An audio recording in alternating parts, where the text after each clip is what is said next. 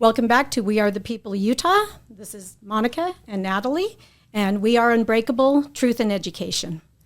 Russian Leo Tolstoy once wrote, "Every lie is a poison. There are no harmless lies. Only the truth is safe. Only the truth gives me consolation. It is the one unbreakable diamond." So how do Tolstoy's thoughts on truth apply to public education today? For a long time, people have trusted that our kids' schools are safe, but are they really? If only the truth is safe, do we know and understand what is truly happening in our schools? Are we being told the truth of what our children are learning? More importantly, are our children learning the truth? This is Monica and Natalie, and today on Unbreakable, we're shedding light on truth in education. So, Natalie, how are you doing today? Doing great. Happy to be here. So what's the truth of education as we've seen it so far in the past? We haven't always had government schools. Generally, when kids are they've been educated in the past, it's been home education. The home has always been the first and most important school. I think most people would agree with that. Yes. Yeah. But it's never been this like highly organized, highly systematized thing. Not until the progressive era of education where public education became a system, and then it began to systematize education, which the larger a system grows, the more standardized it has to become in order to keep up with the requirements of sustaining such a large organization. I mean, if you think about it, the educating the nation's children it is a huge endeavor, and it used to be very locally controlled. It wasn't until the late 1900s and early 2000s that they started talking about standardizing, making national standards instead of just letting states do what states had been doing, and that's creating their own standards and their own system for education. You have, the history of the U.S. Department of Ed. That has not always been a thing. It's not constitutional.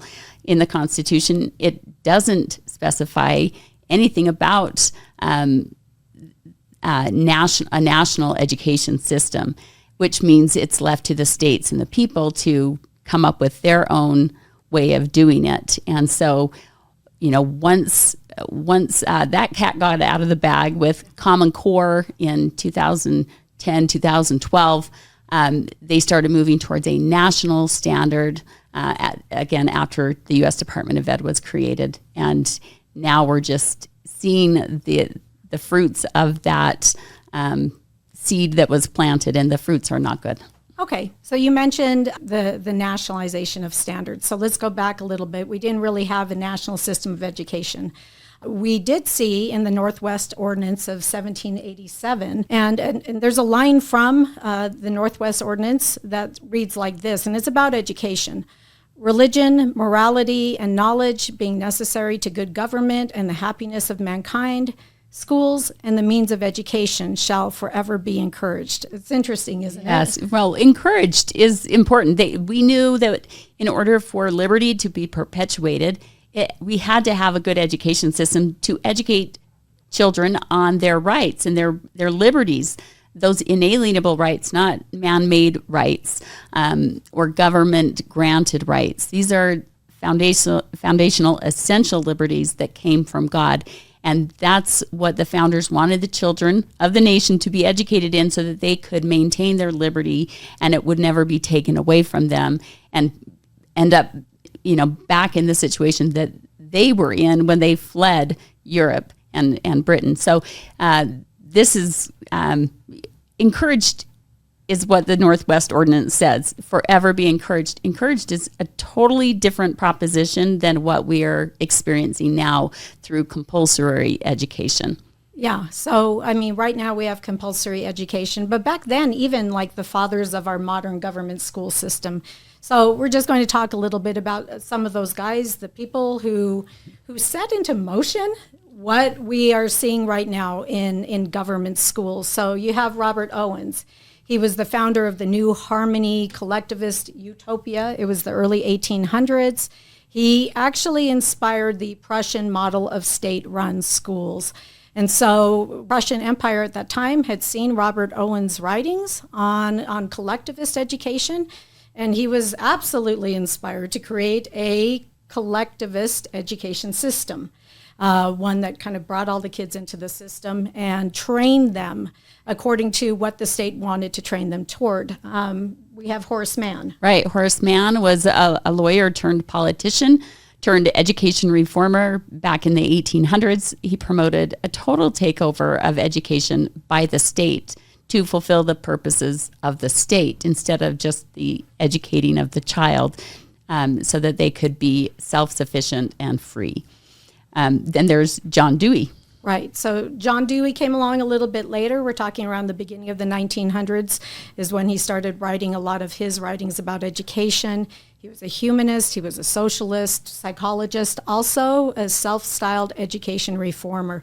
What's very interesting is that apparently he wasn't particularly good as an educator. He had had some stints there, both in elementary and secondary education, but it didn't stop him from making these wild changes, again, making these very strong collectivist pushes for state education.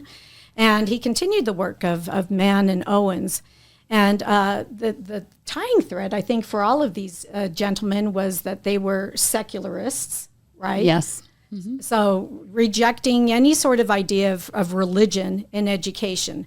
And, you know, a lot of people say, oh, we don't want a theocracy, right? We don't want a religion running our state schools or anything like that. We have to have separation of church and state. Right, right. But one thing the founders agreed on is that children should be taught to be moral, and because only a moral and a religious people could preserve freedom. And so there was a value set that they had in mind, and that's just your basic Judeo-Christian values. And somewhere along the lines, that got hijacked. In Utah specifically, we have some what looks like great language in our code that allows or requires our school system to teach character and values, good, strong social values, but those have been hijacked, and we'll get to that. And so it's a very tenuous thing to ask schools to teach any values, but at the same time, there's no such thing as neutrality. Right. And that's where we get things wrong. And we'll talk about that in a minute. But there really is no such thing as neutrality. And so the founders understood that. They knew that if someone's teaching something, nobody's unbiased. And so some sort of values are going to be imparted. You can't help it. And so these progressive education reformers, that were humanists. Here's one quote from Charles Potter, who was a co-signer with John Dewey on the Humanist Manifesto. He said, "Education is thus a most powerful ally of humanism, and every American public school is a school of humanism. What can the theistic Sunday schools meeting for an hour once a week and teaching only a fraction of the children do to stem the tide of a 5-day program of humanist teachings?" This is a power struggle between for the hearts and minds of children, and who is going to be able to impart their values to the children. Is it going to be those that espouse Judeo-Christian values, or is it going to be those that espouse Marxist, humanist values? Right. And so you mentioned Marxism, and collectivism was one thing that these gentlemen all held in common, the idea that the children should be schooled or educated by the state, right, by somebody other than their parents, by the community. It's interesting how I think it was author Alex Newman, who said that they believed in education by the state, for the state, and of the state.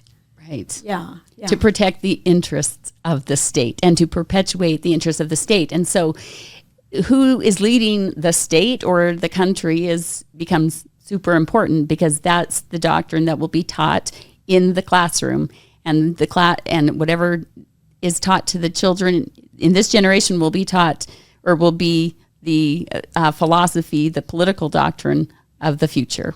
Right, right. And so we've seen that. We've seen that throughout. There's always been kind of like this little tug of war, right? Ideological tug of war. But it wasn't so bad back then as it is now. And I think it's because we've kind of gotten away from the common, I think, understanding of what our American values are. And there's just not the same interpretation that's as unified as it used to be. Right. Well, we're living through kind of a new American cultural revolution, right? And so everything that we have understood as solid is now fluid and being reinterpreted and deconstructed and subverted for the purposes of those who would like to take control of our country through this cultural revolution that we are now going through. In order for them to do that, they have to suppress the truth and suppress those that would speak it. So our goal here is to help find the truth first and then shed light on it so that others can find it and understand what's happening. Thomas Jefferson understood the importance of freedom of speech and to be able to say the things that need to be said and to not shy away from them, because educating the people is the only way that we can help people preserve that which the founders wanted for us so that our country could remain free and continue to flourish in that freedom. He said, Thomas Jefferson said, "I know no safe depository of the ultimate powers of the society but the people themselves. And if we think them not enlightened enough to exercise their control with a wholesome discretion, the remedy is not to take it from them, but to inform their discretion by education." And so the kind of education that we need and that our children need, it must be based on facts. And so we're going to hit the facts and go where truth leads us. Right. And I love this idea of the remedy isn't to take away freedoms, but it is to inform how they are used. I mean, that's the whole point of self-governance, right? And that's a truly educated people is a people who are self-governing. That's the highest form of government we could possibly have. Right. And currently we have a system that is kind of obfuscating history and geography and science and making it harder to learn reading and writing in order to dumb down a generation. They've been working on that for a few generations in order so that we are subservient to them. If we don't know the truth, we can't defend our liberties, we can't preserve them. And so it becomes super important for us, since the education system isn't doing its job, and that's by design, to educate us, we have to take it into our own hands and we have to dig in and we have to educate ourselves.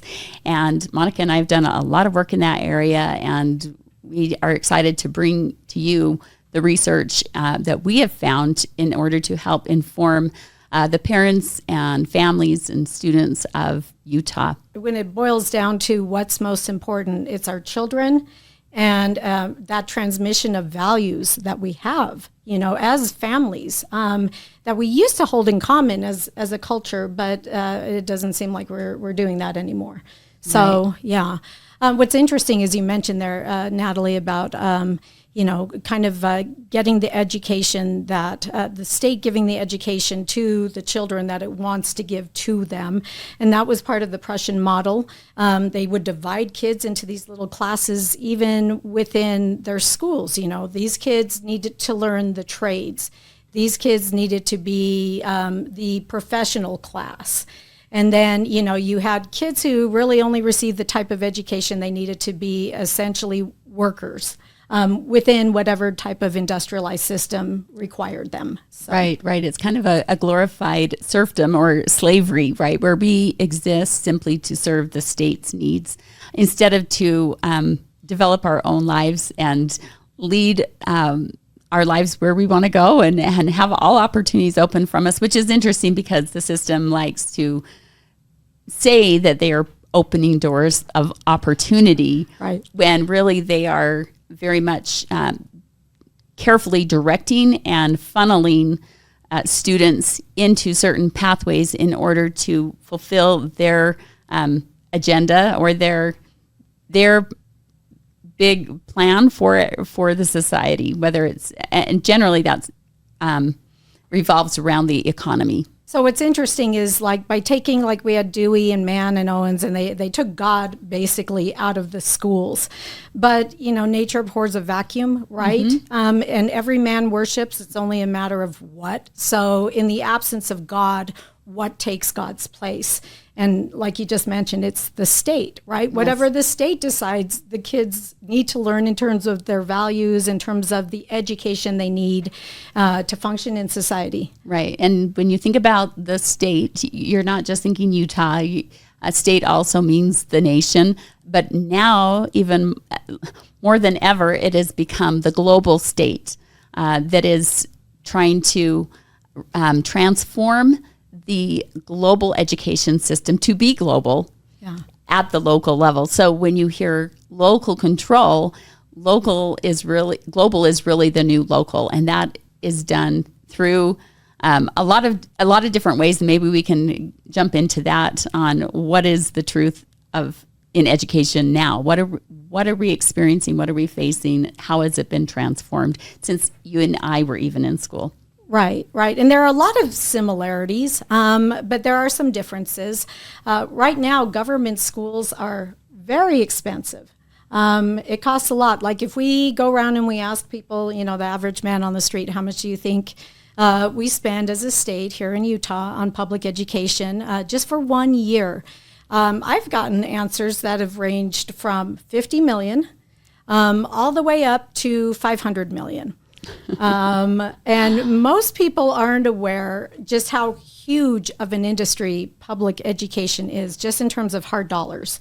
Right. So we've got just this school year, they've now budgeted $8.4 million or billion with a B, and I think it was $7.3 billion last year. So it's jumped up that much in just 1 year, and yet we are getting lousier and lousier results. Like, it's just tanking, and yet we keep throwing more and more and more money at it, obscene amounts of money. It's almost half of our state budget. Right. And I've seen a lot of legislators kind of putting out this infographic out there, and we're going to show this to you. But it shows what we are spending that $8.4 billion on, and that's total funding for public education, and that's K-12. We're not talking even higher education, right? Just for 2024, 2025. We got to $8.4 billion, not overnight. We've increased public education spending by 50% over the past 10 years. So imagine, like, if you did that with your home budget, right? If you just increased your spending on your home by 50%, and you kind of went around bragging about it. And bragged to my husband, guess what? I just increased our budget by 50%. Aren't you proud of me? Right? Or just, How would he respond? Oh my goodness, right? I'm guessing most people would be like, what are you spending that money on? Right? Mm-hmm. What is that all being spent on? And that's a really good question. So in this graphic that you'll be seeing, you can see that there are different areas and where some of that money is coming from. I mean, it comes from state funds. You have the general education and the uniform school funds. And then you have another $2.6 billion that's from federal funds and dedicated credits, et cetera. And so approximately in a normal year, we spend the federal government gives us about 8-9% to spend on. During COVID, it jumped up to 12. But it's come back down. Uh-huh. Yeah. So it's a lot of money. It's a huge industry. Right. Well, and it's interesting because that small percentage that we receive from the federal government is like the tail and it wags the dog. Like, because we are tied to federal education, we have to adhere to federal education laws. Again, laws that should not exist because it's unconstitutional. But, it started with, you may remember Race to the Top or No Child Left Behind, and now, or the Every Student Succeeds Act, which is the latest. These are like these laws are thousands of pages long, and almost nobody knows what's in them. I remember when ESSA, we call it for short, came out. I was part of a group that we split it all up so we could get through it and try to mount some opposition to it before it passed, knowing what was in it. But the things that families have seen take over the education system in just the last 5 years or 4 years, especially since COVID, are a direct result of ESSA. Right. And we are the social emotional learning, the inclusive, the DEI kind of things that we're seeing, all are part and parcel to that ESSA law, including mental health and all these other programs that are usurping the education system and displacing academics as the main focus. Right. And something interesting to realize with ESSA, it is the Every Student Succeeds Act. Okay, so that, talk about collectivism. Sounds great. Right? Talk about utopia. Yeah. Every student succeeds. And really So that's... where's the freedom in that? No, right. Freedom to fail. Right, you don't have any freedom to fail, which we know as, any sort of, in any free country, you're only free if you are free to fail. Right. Well, and you can see that according to ESSA or to the state, every student succeeds. Their definition of success is important to ask. What do they mean by success? Well, it means graduation rates. It means early childhood education enrollment. So preschool, do we have the right numbers? What are the other two metrics that they measure success on? Oh, well, U.S. News and World Report came out with a report that said, okay, we're going to rank the states in terms of educational attainment or success. And they use graduation rates as one of the metrics, and they use the NAEP scores, which is the national placement scores, the academic placement scores that the tests that the 8th graders take, I believe, on math and English. And it's funny because here in Utah we have an almost 90% graduation rate from high school, yes. right? Yes. And about that sounds like that's the success metric, right? Right.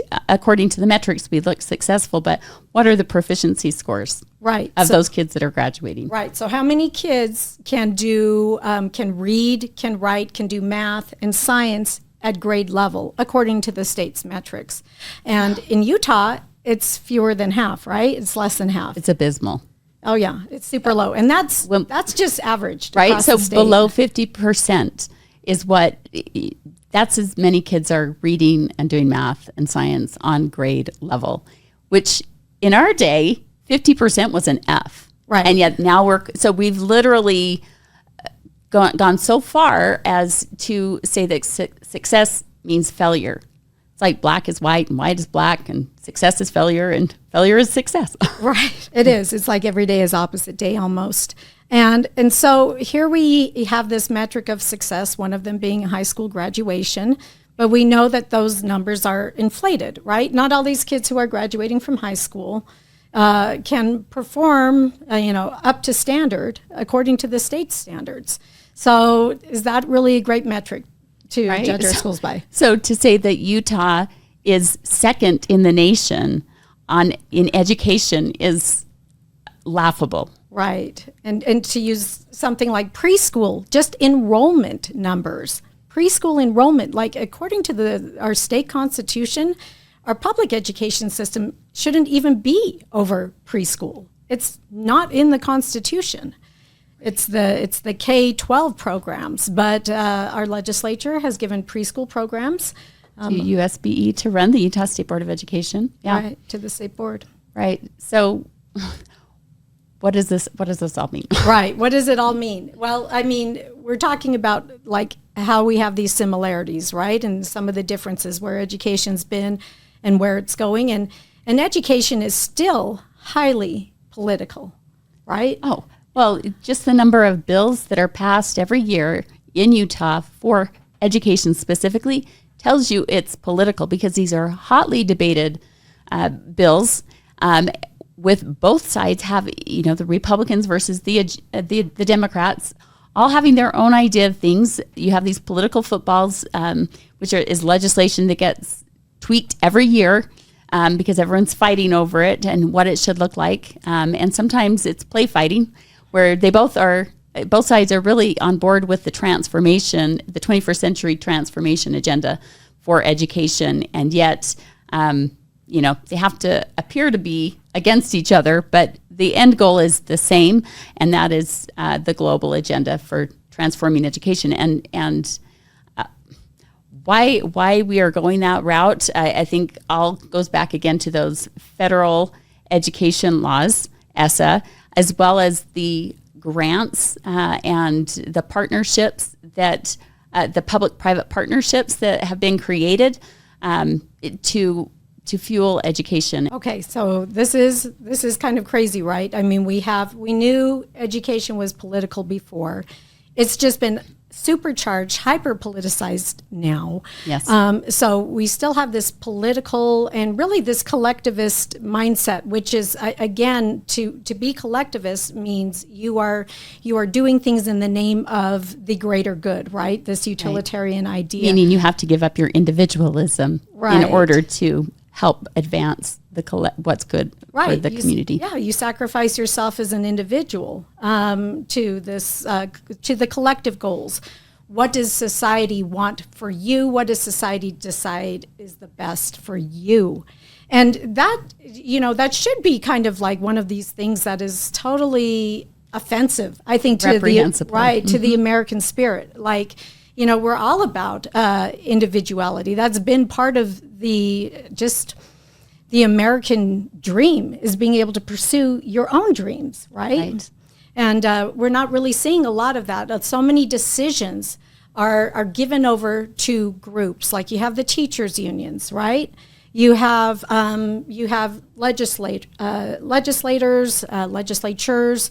You've got these school boards now that are deciding. I mean, as they did up at the Utah State Board of Education when they developed their Portrait of a Graduate program. Like, these are the community's hopes and dreams for all of our graduates. Not a word about, well, what do you want? Right. As an individual for yourself. And maybe we ought to trust you, like Thomas Jefferson said, here's information, and now we trust you to do the best you can with it. Right. They talk a lot about student agency in the system, within the public education system. But when you understand how controlled this all is, there really isn't any meaningful agency or choice left when it's kind of the red shirt, blue shirt, when you want to get your toddler to just get dressed and not throw a tantrum and fight to wear the ugly purple shirt you don't want them to wear, right? You present them with two options that you're okay with either one, right? Do you want to wear the red shirt or the blue shirt? And the child feels empowered because they got to make the choice. But did they really? Right. They're infantilizing all of us by presenting false choices or meaningless choices that they would be happy with either one that we chose. So that's not the kind of freedom that our founders had envisioned for its people. They want us to be able to think outside the box, think for ourselves, be self-directed, and not have these contrived choices that we have to. They didn't want us to live within a box. Right. And so here we are. And it's like, these are kind of hard truths, right? They're not exactly pleasant. Is there some good in the public education system? You have people with good intentions, absolutely. Mm-hmm. When I entered teaching a couple decades ago, I thought, hey, I'm going to go in, I'm going to teach the children what they need to learn about English. I'm going to coach debate. I'm going to fill their minds with, help them, like they say, learn how to think, but not what to think. And it's very interesting because, these are good aspirations. But once you get into this system, and remember back then, this was like decades ago before things became a lot more controlled and centralized and consolidated. teachers back then had a lot more latitude and freedom in the classrooms than they do now. And that's because ever since, 1994, you started to see this federal shift in education towards this control to now we have to have standards, now we have to have accountability to the standards. Right. And what happens is the more cooks that, start stirring the stew, right, they spoil it, right? And I think that's what we're seeing right now. And it's sometimes hard for people to wrap their heads around. When we went to school, did it feel like they were micromanaging every thought and every act? But they didn't have the tech back then either. Yeah. Not the smart tech that they have now that can drive behavior and drive decisions for us behind the scenes through the algorithms. And in order for education to become global, they needed the tech so that they can standardize across jurisdictional boundaries, right? And that's how we end up losing our national sovereignty, right? Because now we are a global, one world, New order. New order, yeah. Yes. So what else do you call it? So, and in order for that to happen, they had to standardize everything, which is essentially dumbs things down to the point where a computer can track every little thing. And so that's where the micromanaging comes in. And now we're seeing that education is being used more and more towards activist or political agendas to get the kids becoming political also, and so that they drive the social change in our culture. So, this is where we have a problem, and until we can rein that back in or remove it or provide options for students that are no tech or low tech, we are going to continue on this trajectory of completely standardized education where every child learns the same things, just in a way that the computer tailors it to their learning style. Right. So the question is how do we get that? I mean, that sounds dystopian to me. That sounds, like something you'd see in this freaky sci-fi movie, right? 50 years into the future, 100 years into the future. And yet that's kind of what our kids are experiencing right now. That's the shift education is going through. And so the real question is how did we get from, books, paper, pencils, to here? And we know technology is part of it. But really, like any cultural shift, it happens gradually. So we have this video and we want you to look at it. But this video is really good because it just kind of shows how these little soft incremental changes take place over time and space. And they're so subtle that you really don't notice them coming along. Like when I was in education and I was a teacher, and then, a few years later, my kids get into school, and I noticed things were very different. But I think had I remained in the system, I probably wouldn't have noticed it as much, right? This gradualism. Right. It's like the frog in the pot of boiling water, right? And so that's why people within the system don't always see it for what's happening. And so sometimes it takes that outside perspective, or getting up on a perch and seeing the big picture of what's going on. Yeah.